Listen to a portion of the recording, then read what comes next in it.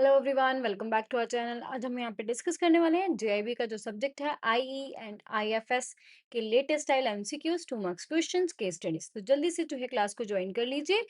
Okay, तो first question क्या है अब हमारे पास? फर्स्ट क्वेश्चन है यहाँ पे हमारे पास, give me a second. Okay, तो कंसीडर द फॉलोइंग स्टेटमेंट्स। हमें स्टेटमेंट्स देखनी है जो गिवन है और हमें बताना है कि कौन सी स्टेटमेंट यहाँ पे करेक्ट है about managers and trustees in infrastructure investment trust. ठीक है, उसके रिगार्डिंग कौन सी इंफॉर्मेशन, कौन सी स्टेटमेंट जो है वो करेक्ट बता रही है। पहली स्टेटमेंट क्या कहती है कि जो ये हमारे पास जो इंफ्रास्ट्रक्चर इन्वेस्टमेंट ट्रस्ट होता है generally have both an investment manager and a project manager. Means कि यहाँ पे टू टाइप ऑफ मैनेजर होते हैं, इन्वेस्टमेंट मैनेजर अलग होता है एंड प्रोजेक्ट मैनेजर जो है वो अलग होता है। दूसरा यहाँ पे बोला जा रहा था इन्वेस्टमेंट मैनेजर इंश्योर करता है कि प्रोजेक्ट प्रोजेक्ट की टाइमलाइन जो है वो प्रॉपर तरीके से फॉलो करी जाए। ठीक है, थर्ड यहाँ पे बोला जा रहा था trustee is responsible for distributing dividends to unit holders. कि ट्रस्टी की यहाँ पे रिस्पॉन्सिबिलिटी क्या होती है कि यूनिट जो है, यूनिट होल्डर्स जो है इस ट्रस्ट के, उनको यहाँ पे डिविडेंड जो है वो प्रॉपरली डिस्ट्रीब्यूट किया जाए, ये रिस्पॉन्सिबिलिटी होती है ट्रस्टी की। ठीक है, यहाँ पे नेक्स्ट बोला जा रहा है the project manager handle operations and delivery of infrastructure project. कि जो प्रोजेक्ट मैनेजर है यहाँ पे वो क्या करता है, उसकी रिस्पॉन्सिबिलिटी क्या होती है, हैंडल करना operations and delivery of infrastructure projects. ठीक है, तो हमें बताना है कौन सी स्टेटमेंट करेक्ट है यहाँ पे। तो ऑप्शन क्या है, फर्स्ट है ऑप्शन हमारे पास, first two 1, 2 and 3 are correct है और 4 जो है वो इनकरेक्ट है। दूसरा यहाँ पे बोला जा रहा है 1, 2 एंड 4 आर करेक्ट है, 3 इज इनकरेक्ट है।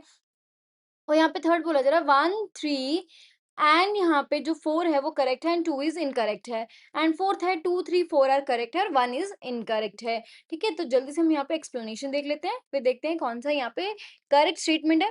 पहले यहाँ पे बोला जा रहा है कि यस इनविट्स में have two types of manager होते हैं, तो ये यहाँ पे करेक्ट हो गया क्योंकि यहाँ पे बोला जा रहा है investment manager and project manager, दो तरह के मैनेजर्स होते हैं। फिर सेकंड बोला जा रहा था investment manager focuses on investment performance not project delivery. तो बेसिक सी बात थी यहाँ पे कि इन्वेस्टमेंट मैनेजर है तो वो इन्वेस्टमेंट को ही देखेगा, वो प्रोजेक्ट की टाइम लाइन्स को क्यों देखेगा, क्योंकि यहाँ पे बोला जा रहा है दो तरह के मैनेजर्स होते हैं। तो प्रोजेक्ट मैनेजर प्रोजेक्ट की टाइमलाइन को फॉलो करेगा, ना कि इन्वेस्टमेंट मैनेजर। तो ये यहाँ पे क्या हो गया, रॉन्ग होगी स्टेटमेंट। देन हम बात करेंगे यस ट्रस्टी जो है इंश्योर करता है डिविडेंड डिस्ट्रीब्यूशन को, तो ये यहाँ पे क्या है, करेक्ट है स्टेटमेंट, ये भी यही चीज बोल रही थी। देन हम बात करेंगे प्रोजेक्ट मैनेजर ओवरसी करता है ऑपरेशनल एंड कंस्ट्रक्शन एक्टिविटीज को, तो ये भी यहाँ पे क्या है, स्टेटमेंट करेक्ट स्टेटमेंट है। ठीक है, ये भी यही चीज बोल रही थी। तो अब हमें इस एनालिसिस के बिहाफ पे हमें बताना है कौन सा ऑप्शन यहाँ पे करेक्ट ऑप्शन है। यस, जल्दी से आंसर कर दीजिए। यस, ऑप्शन सी जो यहाँ पे करेक्ट ऑप्शन है, 1, 3 एंड 4 आर करेक्ट है and only second statement is incorrect है। ठीक है, अगले क्वेश्चन की तरफ चलते हैं। अब अगला क्वेश्चन क्या कहता है, what is the minimum balance of government securities that must be maintained in the primary dealership books। तो प्राइमरी डीलरशिप होता क्या है, प्राइमरी डीलरशिप बिजनेस क्या है कि ये special kind of financial institutions होते हैं जिनको यहाँ पे आरबीआई अप्रूव करता है। ठीक है, तो ये बेसिकली गवर्नमेंट सिक्योरिटीज में ही डील करते हैं। ठीक है, तो अब इनके पास कितना मिनिमम बैलेंस होना चाहिए गवर्नमेंट सिक्योरिटी का इनकी बुक्स में, 50 करोड़ का, 200 करोड़ का, 100 करोड़ का, या फिर 150 करोड़ का। तो एक्सप्लेनेशन देख लेते हैं एक बार। कहता है 50 करोड़ जो है बिलो रिक्वायरमेंट है, तो ये तो नहीं होगा यहाँ पे क्योंकि रिक्वायरमेंट के बिलो यहाँ पे बताया जा रहा है। ये यहाँ पे बताया जा रहा है कि एक्सीड कर रहा है मैंडेट बैलेंस को, तो ये भी यहाँ पे रॉन्ग हो गया। अब कहते हैं 100 इज स्टिपुलेटेड मिनिमम बैलेंस जो है इनकी बुक्स में होना चाहिए। तो आंसर क्या लग रहा है यहाँ पे, 100 करोड़। 150 करोड़ की अगर हम बात करें तो ये it is not the specific requirement, ये भी स्पेसिफिक रिक्वायरमेंट नहीं है। तो आंसर क्या रहेगा, यस ऑप्शन सी यहाँ पे करेक्ट है, दैट इज 100 करोड़ मिनिमम यहाँ पे मेंटेन करना पड़ता है। ठीक है, पीडी की बुक्स में, किसका, गवर्नमेंट सिक्योरिटीज का, बैलेंस ऑफ गवर्नमेंट सिक्योरिटीज। ठीक है, होप आपको कॉन्सेप्ट क्लियर हो गया है। अगले क्वेश्चन की तरफ चलते हैं। अगला क्वेश्चन क्या कह रहा है, कहता है evaluate the following statements regarding agency business in the mutual fund services. ठीक है, म्यूचुअल फंड सर्विसेज में एजेंसी बिज़नेस के रिगार्डिंग हमें स्टेटमेंट्स दे रखी हैं, वो हमें बताना है कौन सी स्टेटमेंट यहाँ पे करेक्ट है, कौन सी इनकरेक्ट है। पहली स्टेटमेंट क्या कह रही है कि बैंक जो है may acquire mutual fund units from secondary market for resale to customer, कि ये जो बैंक्स हैं ये क्या करते हैं यहाँ पे कि म्यूचुअल फंड की यूनिट्स सेकेंडरी मार्केट से लेते हैं एंड उसको रीसेल कर देते हैं अपने कस्टमर्स को। ठीक है, दूसरा क्या बोला जा रहा है कि bank must forward investors application to mutual fund, कि बैंक क्या करते हैं कि इन्वेस्टर की एप्लीकेशन जो है वो म्यूचुअल फंड को फॉरवर्ड करते हैं और द रजिस्ट्रार ट्रांसफर एजेंट्स को ये यहाँ पे फॉरवर्ड करते हैं। ठीक है, तीसरा बोला जा रहा है purchase of mutual fund unit जो है must be at the customers risk, यहाँ पे कस्टमर के रिस्क पे ही म्यूचुअल फंड में भी पैसा लगाया जाता है, ना कि यहाँ पे कोई गारंटी नहीं दी जाती है रिटर्न की। बैंक कोई गारंटी नहीं देता है कि आपको यहाँ पे इतना रिटर्न मिलेगा ही मिलेगा। ठीक है, अगर आप इस म्यूचुअल फंड में पैसे डाल रहे हो, ठीक है, तो गारंटी नहीं दी जाती, वो आपके रिस्क पे ही यहाँ पे होता है। ठीक है, देन हम बात करेंगे बैंक में buy back mutual fund units from customer और रीडिस्ट्रीब्यूशन, कि बैंक यहाँ पे बाय बैक कर सकता है अपने म्यूचुअल फंड यूनिट्स को कस्टमर से फॉर रीडिस्ट्रीब्यूशन के लिए। ठीक है, तो हमें बताना कौन सी स्टेटमेंट यहाँ पे करेक्ट है, कौन सी इनकरेक्ट है। ऑप्शंस है, पहला 1 2 आर करेक्ट है, 3 और 4 इनकरेक्ट है, या फिर 2 एंड 3 करेक्ट है, 1 एंड 4 आर इनकरेक्ट है, 1 3 and 4 are correct है, 2 is incorrect है and 1 and 4 are correct, 2 and 3 are incorrect। तो एक बार हम जो है एक्सप्लेनेशंस देख लेते हैं। Bank are prohibited from acquiring mutual fund units from secondary market, तो यहाँ पे प्रोहिबिटेड है, वो यहाँ से नहीं ले सकते हैं, तो ये क्या हो गया, रॉन्ग हो गया। तो वो सेकेंडरी मार्केट से यहाँ पे नहीं लेते हैं म्यूचुअल फंड और उसको फर्दर अगे फिर रीसेल यहाँ पे नहीं करते हैं। ठीक है, सेकेंडरी मार्केट से लेके देन नेक्स्ट बोला जाता है bank must forward investors application, तो यस बैंक क्या करते हैं, यहाँ पे इन्वेस्टर की एप्लीकेशन को फॉरवर्ड करते हैं म्यूचुअल फंड्स को, या फिर रजिस्ट्रार्स को, या फिर ट्रांसफर एजेंट्स को, फिर वो आगे यहाँ पे इन्वेस्ट यहाँ पे करते हैं। ठीक है, तो ये यहाँ पे करेक्ट लग रही है, yes. Unit must be purchase at the customers risk, yes, तो ये भी यहाँ पे करेक्ट है कि यूनिट जो है कस्टमर के रिस्क पे यहाँ पे परचेज करी जाती है, कोई गारंटी जो है रिटर्न की नहीं दी जाती है बैंक की तरफ से। एंड फोर्थ स्टेटमेंट क्या कर रहा था, bank are not allowed to buy back, bank यहाँ बोला था बाय बैक करता है बैंक म्यूचुअल फंड से ताकि रीडिस्ट्रीब्यूशन यहाँ पे कर सके। ठीक है, तो ये यहाँ पे क्या हो गया, रॉन्ग हो गया, क्योंकि बायबैक नहीं करता है यहाँ पे बैंक म्यूचुअल फंड की यूनिट्स को। ठीक है, तो इसके बेसिस पे कौन सा ऑप्शन यहाँ पे करेक्ट लग रहा है, यस, यस, ऑप्शन बी जो यहाँ पे करेक्ट है, that is second and third statement जो है वो करेक्ट है, 1 एंड 4 आर इनकरेक्ट है। ठीक है, तो अगले क्वेश्चन की तरफ चलते हैं। अगला क्वेश्चन क्या कहता है, what is the final stage in venture capital financing and what does it involve under venture capital funding. अब कहते हैं वेंचर कैपिटल फंडिंग में सबसे लास्ट स्टेज क्या होती है, ठीक है, और what does it involve under venture capital funding, क्या वो इन्वॉल्व करती है। पहला बोला जा रहा है कि exit plan which involve strategies to minimise losses, कहता है एग्जिट प्लान ये बना के चलते हैं, लास्ट इनकी फाइनल स्टेज होती है एग्जिट प्लान की, कि एग्जिट करना है इन्हें, तो उसमें ये क्या स्ट्रेटेजी बना के चलते हैं कि हमें लॉस मिनिमाइज करके चलना है, प्रॉफिट को मैक्सिमाइज करके चलना है। थ्रू ये एग्जिट किससे लेते हैं, थ्रू आईपीओ से, एक्विजिशन करके, या फिर शेयर्स को बाय बैक करके। ठीक है, ये बोला जा रहा है। दूसरा यहाँ पे बोला जा रहा है launching new product and expanding into foreign market करके, ये इनका लास्ट स्टेप रहता है। देन बोला जा रहा है filing annual report and conducting audit करके फाइनल स्टेप रहता है, या फिर hiring new employees and restructuring the board जो है इनका फाइनल स्टेप रहता है। ठीक है, तो एक बार एक्सप्लेनेशन देख लेते हैं। तो लास्ट यहाँ पे बोर्ड रिस्ट्रक्चरिंग में occur but it is not central to exit, ये लास्ट पॉइंट नहीं है इनका। ठीक है, ये होता है कि एम्प्लॉयज को हायर करना, रिस्ट्रक्चर करना बोर्ड को, ये काम है वेंचर कैपिटल का, बट ये फाइनल स्टेप नहीं है, तो ये यहाँ पे रॉन्ग हो गया। फिर कहता है audit are routines not a part of exit strategy, तो ये भी रूटीन में यहाँ पे रिपोर्ट्स बनाई जाती हैं, ऑडिट करी जाती हैं, बट ये एग्जिट स्ट्रेटेजी यहाँ पे नहीं है।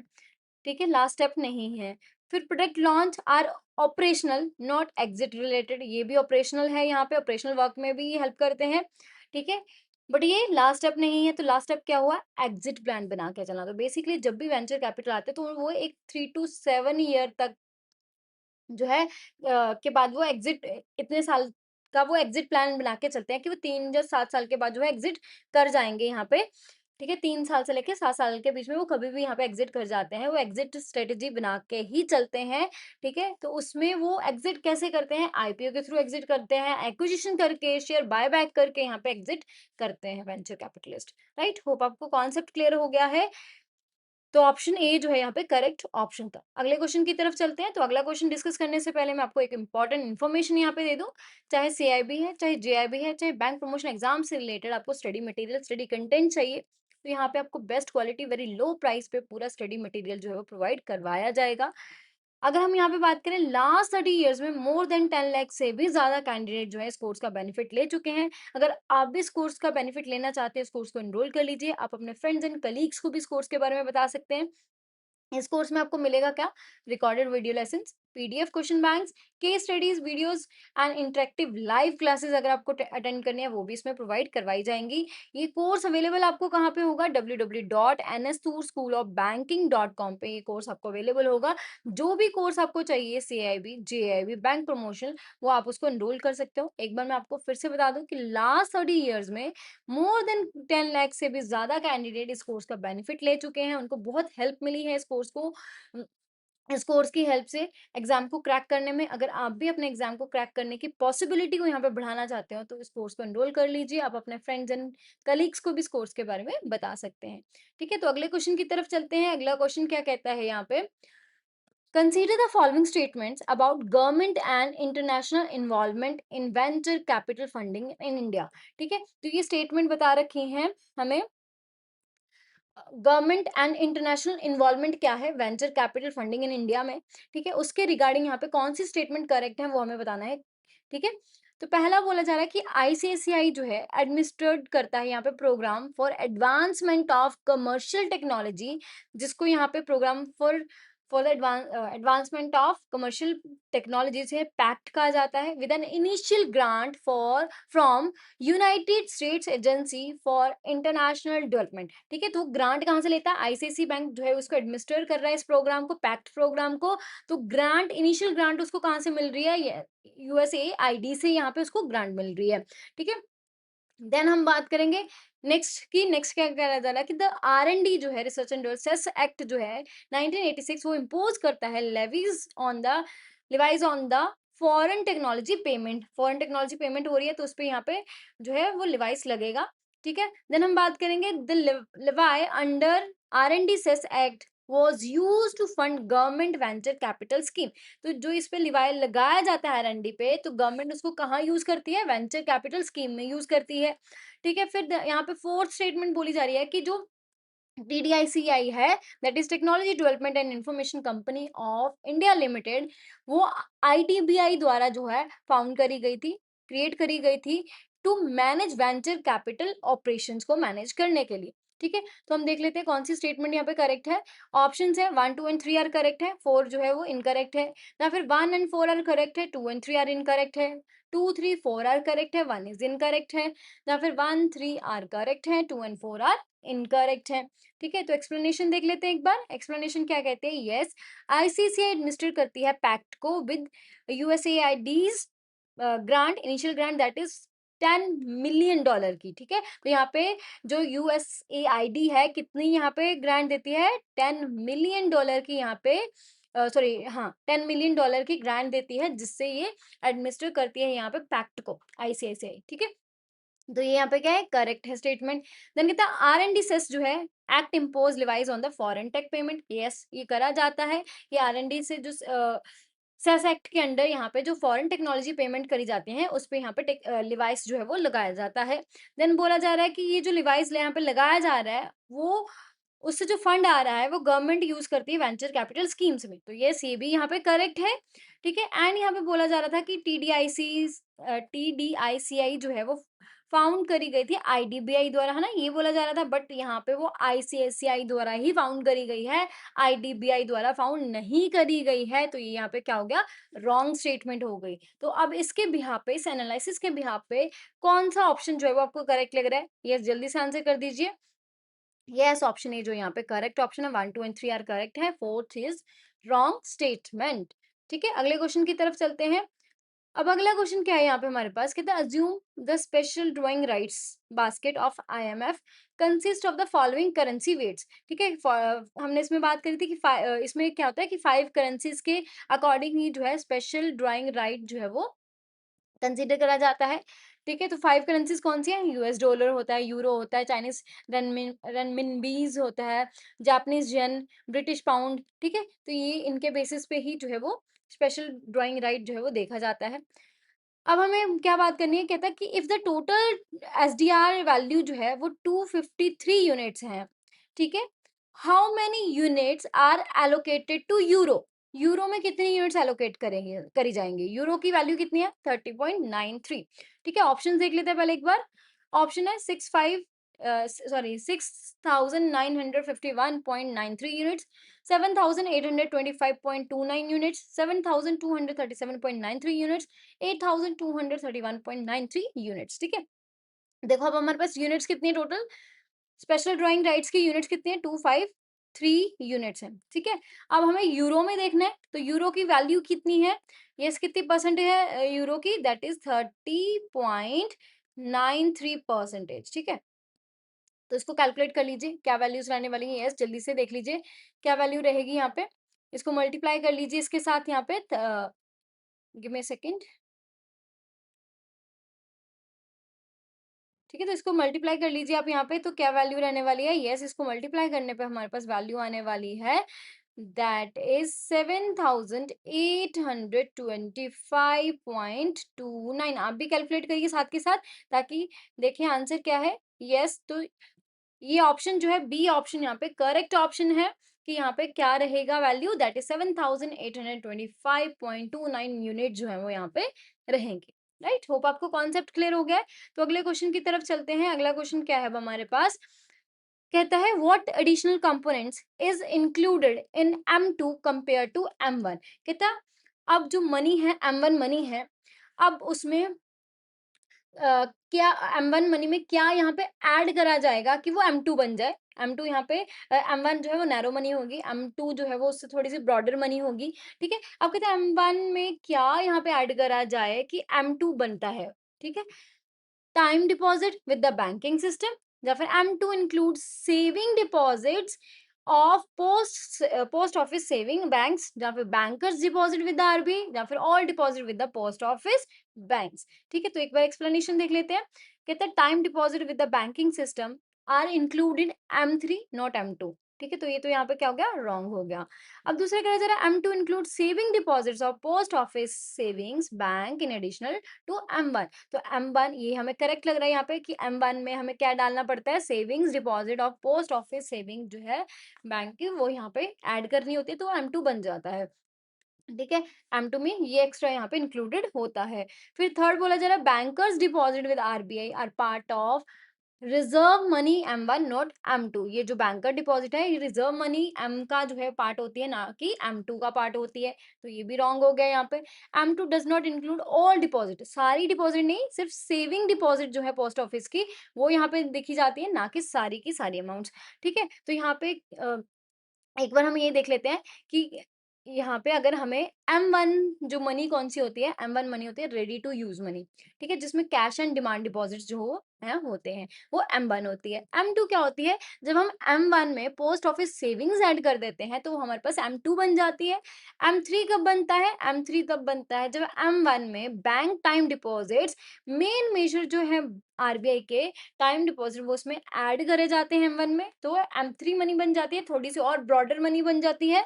ठीक है, M4 कब बनता है? M4 के लिए यहाँ पे क्या होता है, M3 में जब हम all post office deposits add कर देते हैं, तो वो M4 यहाँ पे बन जाता है। राइट, होप आपको कॉन्सेप्ट समझ में आ गया है कि M1 क्या है, और M2 बनाने के लिए हमें M1 में क्या ऐड करना पड़ेगा, M3 बनाने के लिए M1 में क्या ऐड करना पड़ेगा, M4 बनाने के लिए M3 में क्या ऐड करना पड़ेगा यहाँ पे।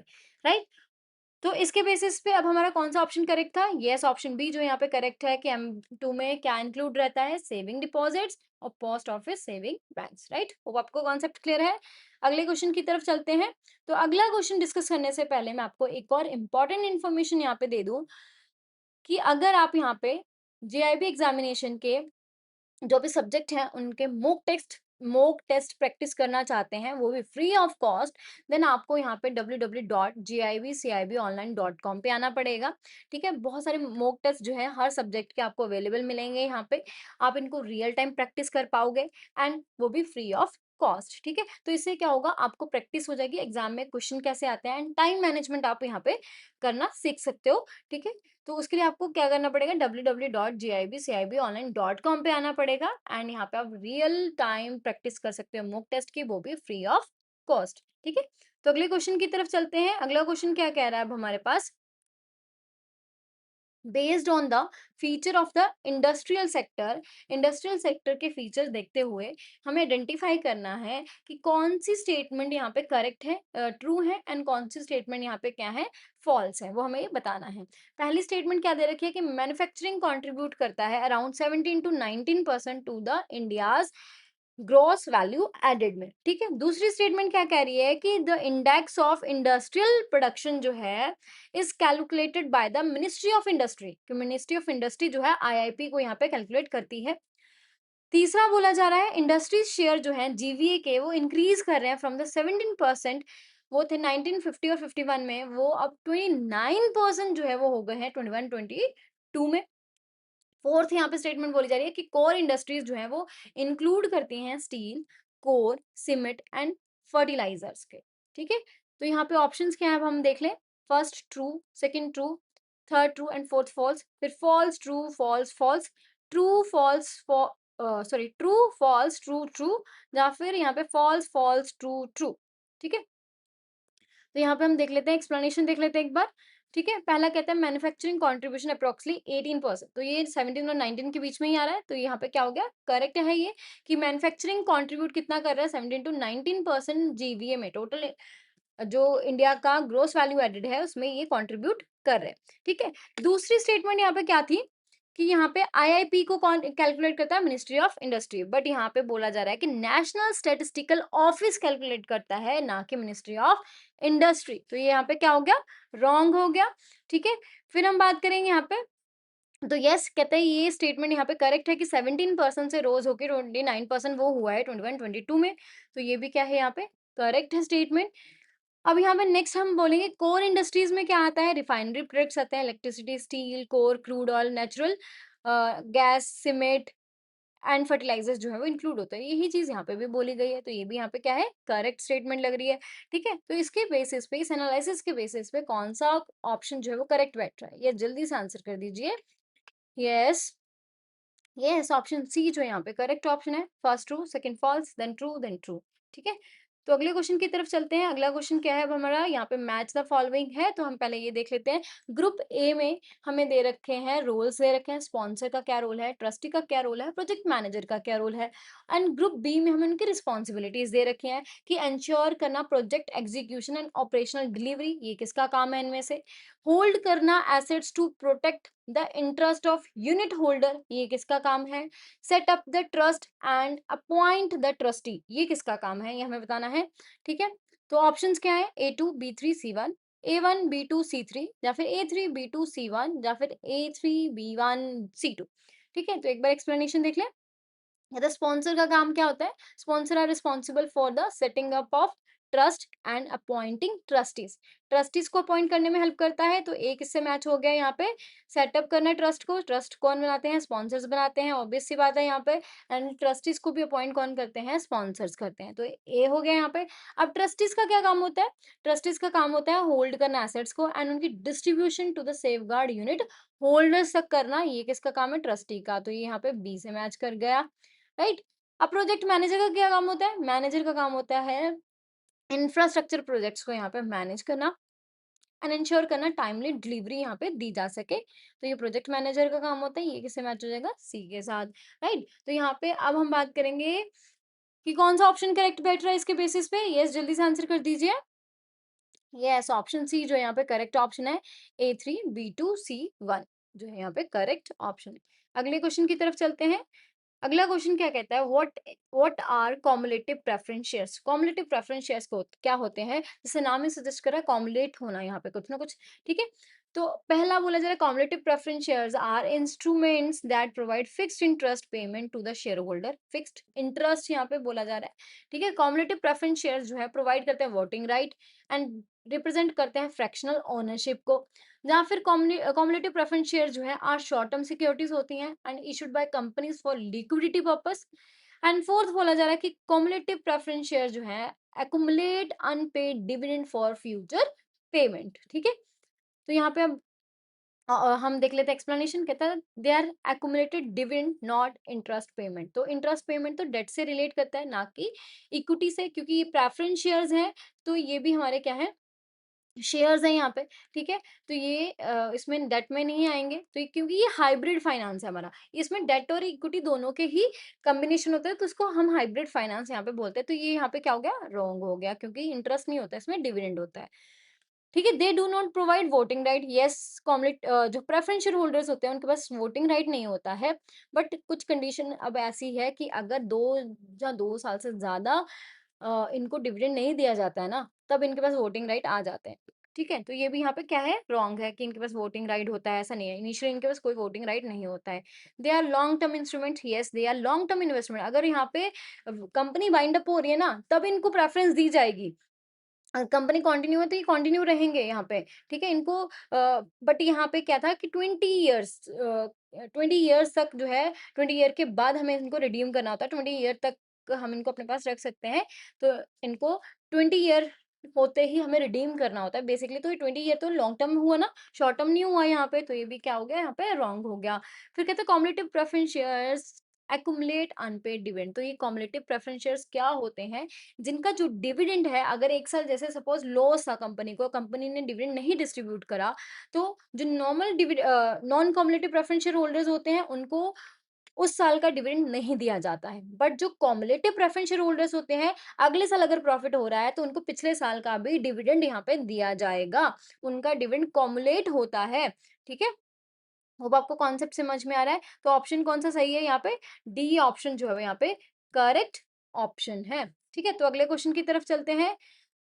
अब अगला क्वेश्चन क्या कहता है कि when was the World Trade Organization establish करी गई, what was its significance. WTO जो है वो कब एस्टैब्लिश हुआ और इसकी सिग्निफिकेंसेस क्या है। पहले कि डब्ल्यूटीओ जो है वो एस्टैब्लिश करा गया जनवरी 1 1995 में, making the most significant reform of international trade since world war 2, ठीक है। वर्ल्ड वॉर 2 के यहाँ पे क्या है कि जो रिफॉर्म्स यहाँ पे चल रहे थे, उसमें इंटरनेशनल ट्रेड को जो है वो बढ़ावा देने के लिए इसको बनाया गया, ठीक है। फिर डब्ल्यूटीओ जो है यहाँ पे वॉज एस्टैब्लिश करा जा रहा है, कहता कि 1948 में, और ओवरसी ग्लोब ट्रेड एग्रीमेंट देखने के लिए बनाया गया था। थर्ड बोला जा रहा है कि ये फॉर्म करा गया था 1966 में during Uruguay round to promote regional trade agreement के लिए, ठीक है। जहाँ पे ये डब्ल्यूटीओ जो है एस्टैब्लिश करा गया था to replace International Trade Organization को रिप्लेस करने के लिए ये बनाया गया था, ठीक है। तो एक्सप्लेनेशन देख लेते हैं एक बार। कहता है यहाँ पे डब्ल्यूटीओ जो है एस्टैब्लिश करा गया था Jan 1 1995 में, ठीक है। इसका मेजर क्या था, major reform in international trade के लिए ही इसको बनाया गया था। तो ये यहाँ पे करेक्ट लग रहा है। दूसरा, अभी हमने यहाँ पे बात कर ली है कि 1995 में ये एस्टैब्लिश हुआ है, तो ये सारे क्या हो जाएँगे, यहाँ पे रॉन्ग हो जाएँगे, ठीक है? क्योंकि न बोला 1948 में, ना बोला 1966 में, बट यहाँ पे ईयर नहीं बोला गया, बट यहाँ पे ये बोला गया कि डिड नॉट रिप्लेस आईटीओ। इसने उसको रिप्लेस नहीं करा था, बट रिवाइव्ड करा है उस कॉन्सेप्ट को, it's concept in an unupgraded form. उसको रिवाइव करा है, अपग्रेड करा है, ठीक है। तो ये भी यहाँ पे क्या है, रॉन्ग हो गया, क्योंकि यहाँ पे बोला जा रहा था रिप्लेस करा गया है। तो कौन सा ऑप्शन यहाँ पे करेक्ट है, यस, ऑप्शन ए जो है यहाँ पे करेक्ट है कि डब्ल्यूटीओ जो है वो Jan 1 1995 में स्टैब्लिश करा गया इंटरनेशनल ट्रेड के लिए, ठीक है। अगले क्वेश्चन की तरफ चलते हैं। अगला क्वेश्चन क्या कहता है यहाँ पे कि who is considered as qualified institutional buyer। qualified institutional जो buyer है हम किसे कहते हैं। पहला बोला जा रहा है an institutional investor with expertise and financial strength है जिनके पास, जो एक्सपर्ट्स हैं, फाइनेंशियल स्ट्रेंथ है जिनके पास, सच एज म्यूचुअल फंड हो गए, स्केड्यूल्ड यहाँ पे कमर्शियल बैंक हो गए, specified by the SEBI, security exchange board of India द्वारा जो स्पेसिफाइड करे गए हैं वो। दूसरा बोला जा रहा है an individual investors with expertise and financial strength such as high net worth individuals, सी बोला जा रहा है a corporate body with expertise and financial strength. ठीक है, वो कॉर्पोरेट बॉडी जो एक्सपर्ट्स हैं, फाइनेंशियल स्ट्रेंथ भी है and such as private companies हैं। या फिर रिटेल इन्वेस्टर जो कि एक्सपर्ट है, फाइनेंशियल स्ट्रेंथ है, जैसे कि आरआईआईज़ जो रिटेल इन्वेस्टर इन्वेस्टमेंट्स होते हैं, ठीक है? तो यहाँ पे एक्सप्लेनेशन देख लेते हैं। कहता है डी में हम अगर हम बात करें आरआईआईज़ आर नॉट क्यूआईबाईज़ क्योंकि ये क्या है रिटेल इन्वेस्टर्स हैं। यहाँ हम क्वालिफाइड इंस्टीट्यूशनल इन्वेस्टर्स की बात करें, इंस्टीट्यूशनल इन्वेस्टर्स, रिटेल इन्वेस्टर्स इसमें नहीं आएँगे। तो corporate bodies are not automatically consider, ये जो कॉर्पोरेट बॉडीज़ जो हैं वो ऑटोमैटिकली हम इनको क्यूआईबीज़ कंसीडर नहीं करते हैं जब तक ये स्पेसिफाई नहीं करे जाते हैं सेबी द्वारा, ठीक है? तो ये भी यहाँ पे रॉन्ग हो गया क्योंकि यहाँ पे अगर सेबी इनको रिकमेंड करेगा, स्पेसिफाई करेगा तभी इनको हम जो है क्यूआईबीज़ कंसीडर करेंगे, ठीक है? फिर आता है individual investors even high net worth क्यों ना हो, वो यहाँ पे कैटेगराइज़ नहीं क क्योंकि इंस्टीट्यूशनल वर्ड है ना यहाँ पे देखो, इंस्टीट्यूशनल हमें देखना है, इंस्टीट्यूशंस तो इंडिविजुअल यहाँ पे नहीं आ सकते, तो ये भी क्या हो गया रॉन्ग हो गया। तो कहते हैं येस जो इंस्टीट्यूशनल इन्वेस्टर्स क्यूआईबीज़ हैं, वो कौन होते हैं? इंस्टीट्यूशनल इन्वेस्टर्स होते हैं जो फाइनेंशियली यहाँ पे स्ट्रेंथन होते हैं एंड जैसे कि यहाँ पे म्यूचुअल फंड है, बैंक्स हैं जो कि डिफाइन स्पेसिफिक हमने बोला ना कि सेबी जिनको स्पेसिफाई करेगा, जिनको स्पेसिफाई करा जाता है सेबी द्वारा वही यहाँ पे क्यूआईबीज़ होते हैं, ठीक है? तो ऑप्शन कौन-सा करेक्ट है यहाँ पे? ऑप्शन ए जो है यहाँ पे करेक्ट ऑप्शन है, राइट? होप आपको कॉन्सेप्ट जो है वो अच्छे से क्लियर हो गए हैं। So that's all for the day. Thank you very much.